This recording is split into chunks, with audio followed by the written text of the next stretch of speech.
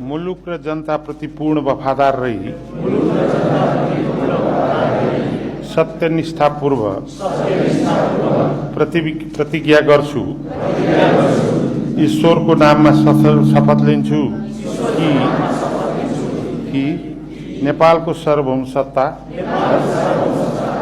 राजकीय सत्ता नेपाली जनतामा रहेको नेपालको संविधान प्रति पूर्ण वफादार रहँदै